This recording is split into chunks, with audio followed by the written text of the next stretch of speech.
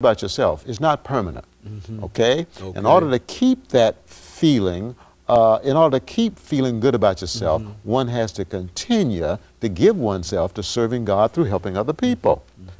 So that's why we're here, really, is to serve God through helping other people. We're not here to make a lot of money. Nothing wrong with making a lot of money. We're not here to be famous. Nothing wrong with being famous. We're not here to drive an expensive car, wear impressive clothes. Nothing wrong with that.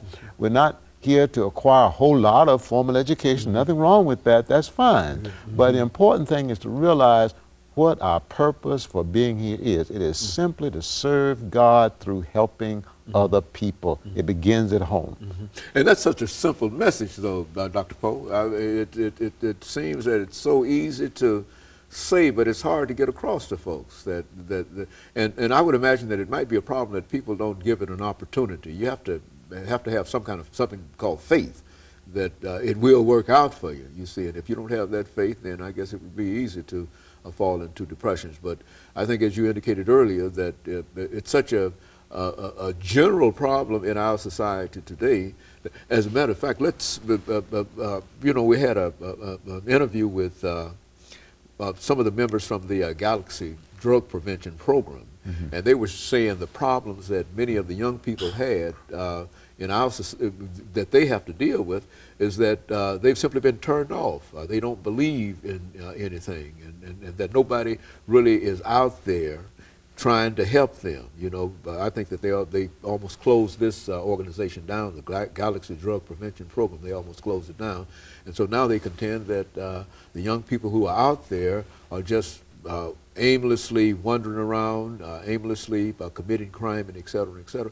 And so I think that that kind of information that you're bringing would be effective in those kinds of situations. But still, we have fewer of those kinds of situations now, since they're closing down many of these drug prevention programs for whatever violation many of the people who are involved in might have made. They simply close that down, and all of the folks that have been helped or assisted by it, they are then back on the streets. And from what I understand, that is the way it is on the streets around Nashville and other places throughout this nation today.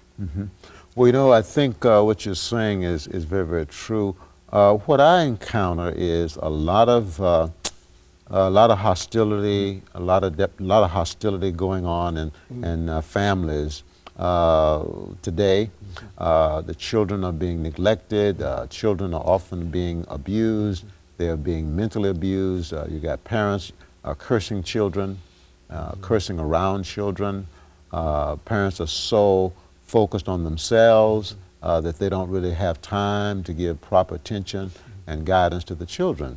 And I think that our school system needs to open itself up to positive spirituality, to allowing persons who can really encourage a student spiritually.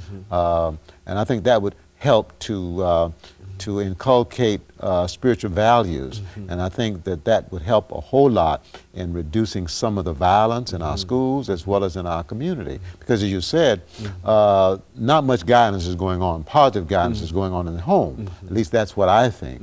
And so we need to find a way to get spiritual input to the young people.